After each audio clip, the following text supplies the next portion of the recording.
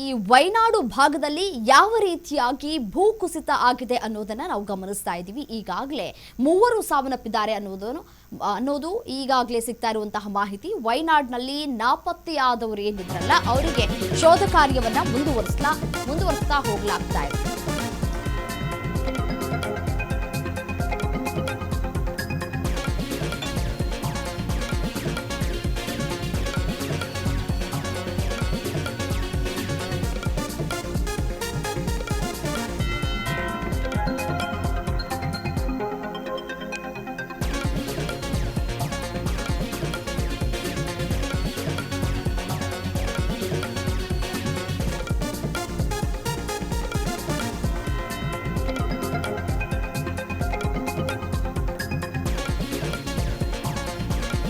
ವಯನಾಡಿನಲ್ಲಿ ನಾಪತ್ತೆಯಾದವರಿಗಾಗಿ ಶೋಧ ಕಾರ್ಯವನ್ನ ಮುಂದುವರಿಸಲಾಗ್ತಾ ಇದೆ.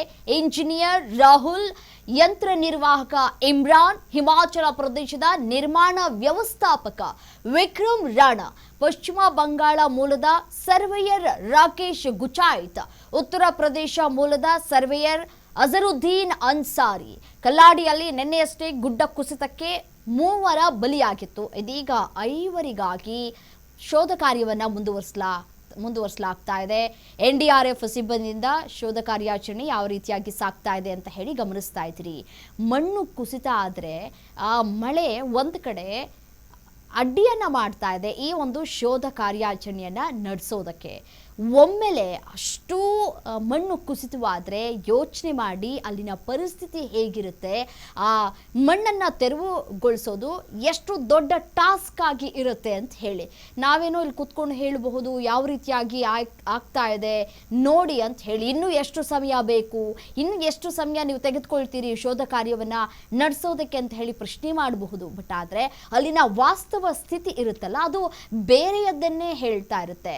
ಅಷ್ಟು ದೊಡ್ಡ ಮಣ್ಣು ಕುಸಿತವಾಗಿರುತ್ತೆ. ಮಣ್ಣನ್ನ ತೆರವುಗೊಳಿಸುವಂತಹ ಕಾರ್ಯಾಚರಣೆ ಒಂದ್ ಕಡೆ ಸಾಗ್ತಾ ಇದ್ರೆ ಮೃತರ ಕಾರ್ಯಾಚರಣೆ ಒಂದ್ ಕಡೆ ಆಗ್ಬೇಕಾಗಿದೆ. ಕುಟುಂಬಸ್ಥರು ಕೂಡ ಆಕ್ರೋಶವನ್ನು ವ್ಯಕ್ತಪಡಿಸ್ತಾ ಇದ್ದಾರೆ, ಆತಂಕವನ್ನ ಕೂಡ ವ್ಯಕ್ತಪಡಿಸ್ತಾ ಇದ್ದಾರೆ. ಬದುಕಿ ಬರೋದಂತೂ ತೀರಾ ವಿರಳ. ದೃಶ್ಯವನ್ನ ಗಮನಿಸ್ತಾ ಇದ್ರೆ, ಆ ಮಣ್ಣು ಕುಸಿತವನ್ನ ಗಮನಿಸ್ತಾ ಇದ್ರೆ ಈ 5 ನಾಪತ್ತೆ ಏನಾಗಿದೆ, ಬದುಕಿ ಬರೋದು ತೀರಾ ವಿರಳ ಅಂತ ಕೂಡ ಹೇಳಲಾಗ್ತಾ ಇದೆ. ಎಷ್ಟೊತ್ತು ಅಂತ ಹೇಳಿ ಆ ಮಣ್ಣಿನ ಕೆಳಗಡೆ ಬದುಕೋದಕ್ಕೆ ಸಾಧ್ಯ? ಉಸಿರನ್ನ ಆಡದೆ ನಮಗೆ ಹಾರ್ಡ್ಲಿ ಒಂದು 5 ನಿಮಿಷ ಉಸಿರಾಡದೆ ಇರೋದಕ್ಕೆ ಎಷ್ಟು ಕಷ್ಟ ಸಾಧ್ಯವಾಗುತ್ತೆ? ಕಳೆದ 12 ಗಂಟೆಯಿಂದಲೂ ಕೂಡ ಉಸಿರಾಡದೆ ಇರೋದಕ್ಕೆ ಸಾಧ್ಯವಾಗತ್ತಾ? ಇಲ್ಲ ಅಲ್ವಾ? ಕೇರಳದ ವಯನಾಡಿನಲ್ಲಿ ಭೂಕುಸಿತ ದುರಂತಕ್ಕೆ ಸಂಬಂಧಪಟ್ಟಂತೆ ಸಾವಿನ ಸಂಖ್ಯೆ 3ರಿಂದ 5ಕ್ಕೆ ಏರಿಕೆ ಆಗಿದೆ ಅನ್ನೋದರ ಮಾಹಿತಿ ಸಿಗ್ತಾ ಇದೆ. ಇನ್ನು 5 ಮಂದಿಗಾಗಿ ಶೋಧ ಕಾರ್ಯಾಚರಣೆಯನ್ನ ಮುಂದುವರಿಸಲಾಗ್ತಾ ಇದೆ. ಶ್ವಾನದಳ ಮತ್ತು ಮೆಟಲ್ ಡಿಟೆಕ್ಟರ್ ಅನ್ನ ಬಳಕೆ ಮಾಡಿಕೊಂಡು ತೀವ್ರವಾಗಿ ಶೋಧ ಕಾರ್ಯಾಚರಣೆಯನ್ನು ನಡೆಸಲಾಗ್ತಾ ಇದೆ. ಮೆಪ್ಪಾಡಿಯ ಮೀನಾಕ್ಷಿ ಪಾಲಂ ಸೇತುವೆ ಸಮೀಪದ ಕಲ್ಲಾಡಿಯಲ್ಲಿ ದುರಂತ ಸಂಭವಿಸಿತ್ತು. ಕೊಂಕಣ ರೈಲ್ವೆ ಸುರಂಗ ರಸ್ತೆ ಕಾಮಗಾರಿ ಸ್ಥಳದಲ್ಲೇ ಭೂ ಕುಸಿತ ಉಂಟಾಗಿದೆ. ವಯನಾಡು ಮತ್ತು ಕೋಝಿಕೋಡ್ ಜಿಲ್ಲೆಗಳಿಗೆ ರೆಡ್ ಅಲರ್ಟ್ ಅನ್ನ ಘೋಷಣೆ ಮಾಡಲಾಗಿದೆ.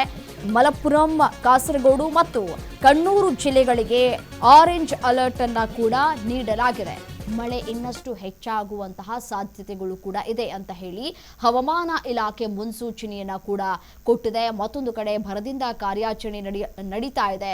ಈ ಹಿಂದೆ 3 ಸಾವನ್ನಪ್ಪಿದ್ರು, ಬಟ್ ಆದರೆ ಈಗ ಸಾವಿನ ಸಂಖ್ಯೆಯಲ್ಲಿ ಏರಿಕೆಯಾಗಿದೆ. ಒಟ್ಟು 5 ಜನರ ಪ್ರಾಣ ಪಕ್ಷಿ ಹೋಗಿದೆ.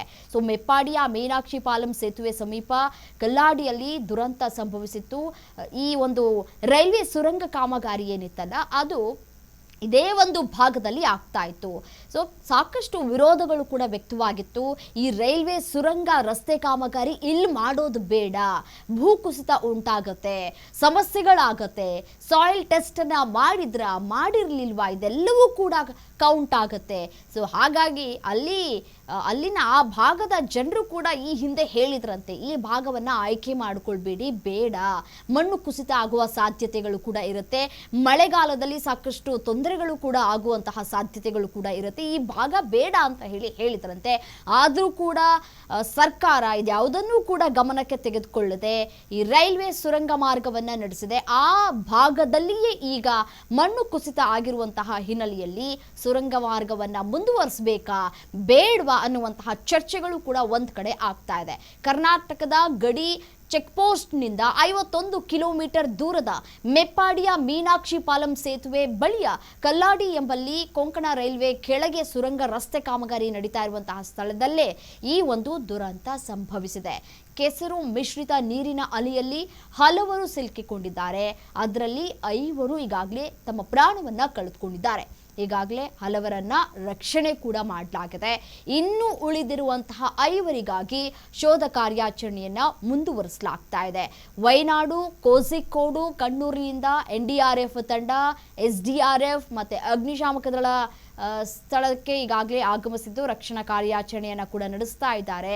ಬಟ್ ಆದರೆ ಇಲ್ಲಿ ರಕ್ಷಣಾ ಕಾರ್ಯಾಚರಣೆಗೆ ಅಡ್ಡಿ ಆಗ್ತಾ ಇರುವುದು ಮಳೆ ಹೆಚ್ಚಾದಂತೆ ಮಣ್ಣು ಮತ್ತಷ್ಟು ಕುಸಿತವಾಗುವಂತಹ ಆತಂಕಗಳು ಕೂಡ ಹೆಚ್ಚಾಗ್ತಾ ಇದೆ.